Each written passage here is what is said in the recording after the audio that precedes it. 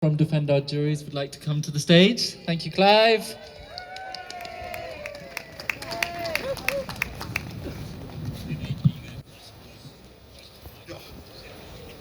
Thank you all for still being here. So, are we all good? Yeah, another long day in court. This morning, the people who were the prosecutors gave their reasons for why the appeal shouldn't be granted. And then this afternoon, there was the reply from the lawyers on behalf of the defendants, on behalf of the 16, saying this is why the arguments you heard this morning aren't valid. So, actually, you know what? I'm going to give you the good news first. So, there were 20 days that Gay was going to have added onto her sentence because she was released. They couldn't tag her, and when they took her back to prison, they said, "You were unlawfully at large." Can you believe that? They failed to tag Gay, so they were saying that Gay should be punished. They found some case law that says, actually, no, that's not the right way to deal with it. And it looks like the 20-day issue is going to be resolved, so Gay isn't going to be punished for the incompetence of the Ministry of Justice.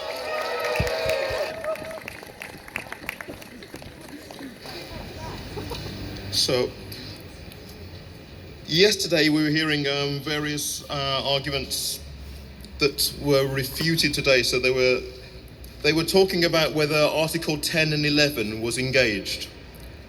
So Article 10 and 11, that's your right to talk to the people around you, and that's your right to express yourself. And that's what we use to cover protests. In fact, I think at lunchtime I saw a little bit of people expressing themselves to other people, maybe communicating with their fellow citizens. And I think the police actually worked out that that's actually completely lawful. So well done, Met Police. When it comes to sentencing, if you are a conscientious person and you are expressing you are using your Article 10, Article 11 rights, you should get a reduced sentence. You should not get the same sentence as somebody who went out and did an action maliciously. You should not get the same sentence as somebody who went out and did it out of greed. You're doing it out of a sense of self-sacrifice. There were a lot of very abstract arguments today where the prosecution were arguing that Article 10 and 11 weren't engaged, and there were some counter-arguments saying that it was. I think maybe that went our way, but we won't know. There were also arguments about the Aarhus Convention. So the Aarhus Convention, it's a convention saying that we won't undermine, we won't harass, we won't punish environmental defenders.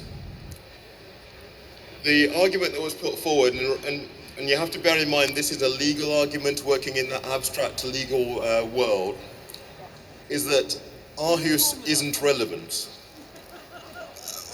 You're thinking, hold on, didn't the government sign up for that? Isn't that an international obligation? Well, they're saying it's not relevant because the convention doesn't give you any additional rights. It doesn't say that you can break things. You can be on land you're not allowed to be on. And the counter argument to that was, yeah, it doesn't say you can, but if you're going to punish people for doing that, the Aarhus Convention says that you mustn't be excessive, that you must be proportionate. Some of you may look at a 5-year prison sentence for a Zoom call, or 4 years for the people who are said to not to be ringleaders, and say that's not proportionate. And that's the counter-argument that was put forward. There was some argument related to common law. Common law is all the things that happened before. What they're supposed to do is look at all the previous cases and say, this is what happened last time, I'm going to do something fairly similar. And it's supposed to give you consistency in law, so that What happens isn't arbitrary. It's not that that judge had an argument with his wife that morning. What happens is a consistent approach. What has happened recently has been a vast departure from the prison sentences that people received previously. The argument was put forward that what is happening now is very different from what happened before, and it has all changed pre or post the Margan and Morcus sentences. The Court of Appeal said, this isn't the sort of thing that normally wins favour with us. Things change. And so it seems unlikely that we're going to make any headway on that particular point.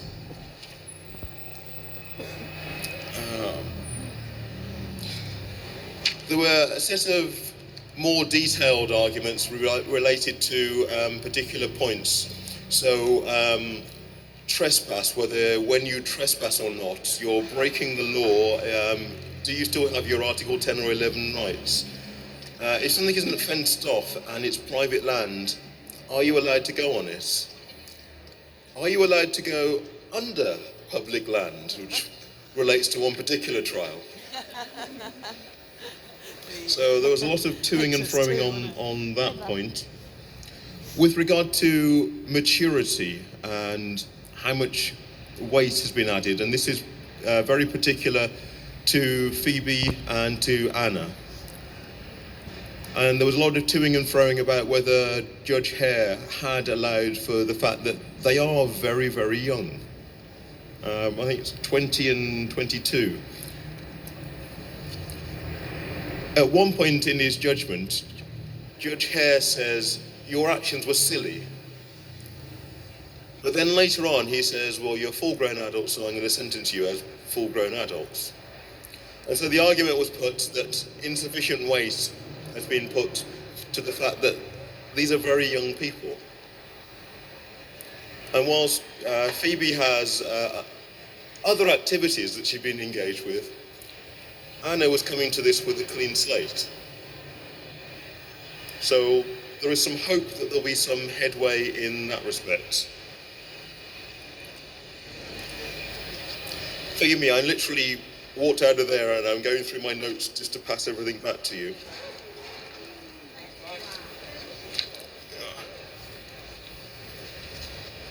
And then summing up?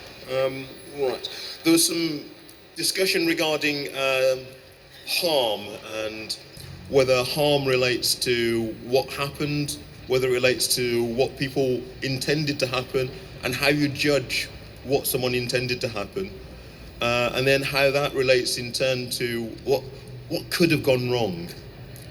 And as Tim said yesterday, and I said at the mic, there's a conflict between what they're saying in terms of harm and then what they say in terms of premeditation.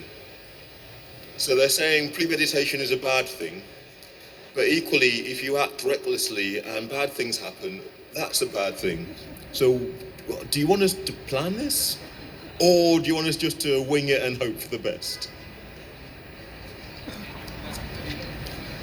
There were some points where they went through in relation to particular defendants and what has happened to them and their personal circumstances, and whether that should have been taken into account and whether it has been taken into account.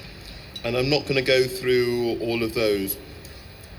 One of the demeaning things that happens at the point where you're in prison and an appeal like this happens is that parts of your private life are then uncovered and unravelled, and I think it's unfair to take that out of the court and then expose it here. So I hope you'll understand I'm not going to do that.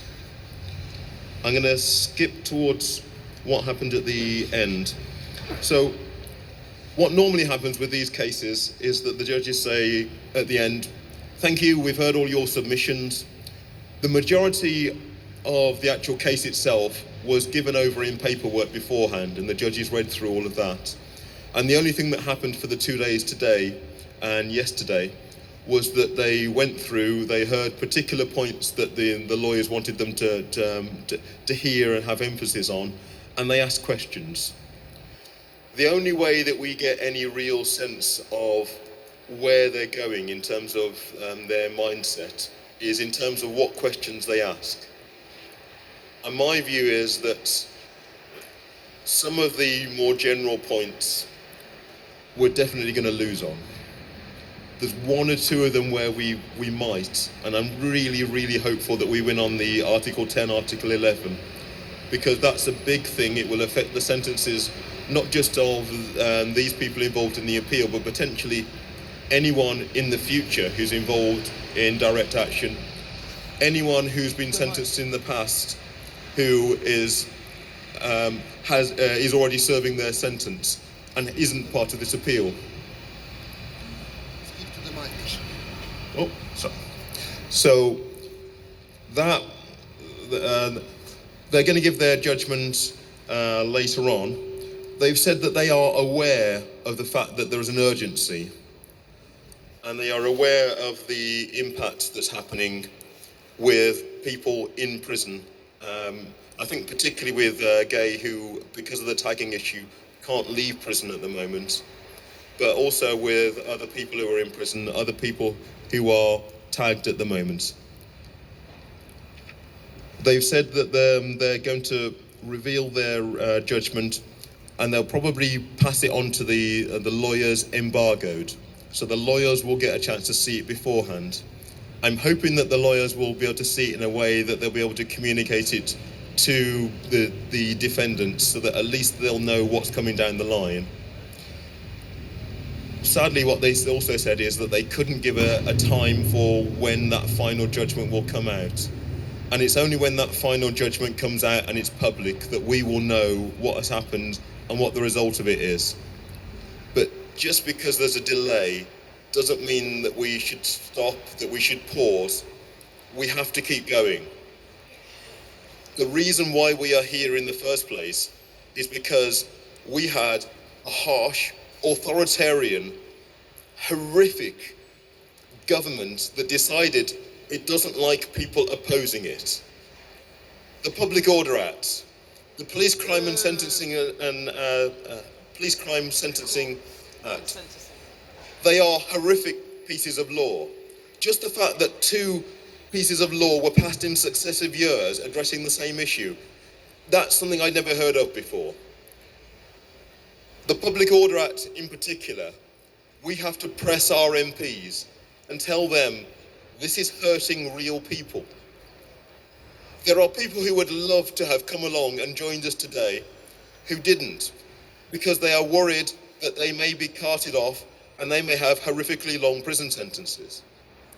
Because they are worried that they have professional status and they may lose that, and they may lose the means by which they earn money and feed their families. This is repression. Talk to your MPs. Say, this is not what we agreed to. These are not the laws that we agreed to be governed by. The Public Order Act needs to be repealed, and we have to fight to get that repealed. Thank you.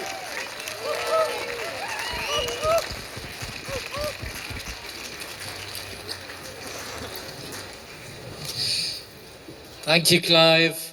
I think it's really important to remember that, whatever, even if we get a small win from the court, in the next few days or the next few weeks, this justice system is rotten to its core. The courts are serving the interests of property and the ruling class and the billionaires, and they are not serving the interests of life. And that's why people in resistance are being locked up, because they threaten those interests. So we aren't going to get justice from that building over there until we step into resistance in mass numbers. Now, is Sarah around to read some more prisoners' words? Oh, brilliant. Everyone welcome Sarah.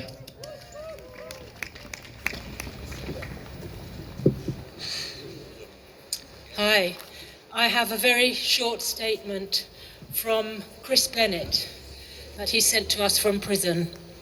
Chris Bennett is 33 years old, and for Just Stop Oil, he got 3 months after sentenced and 23 days on remand for tunnelling under a road near an oil terminal.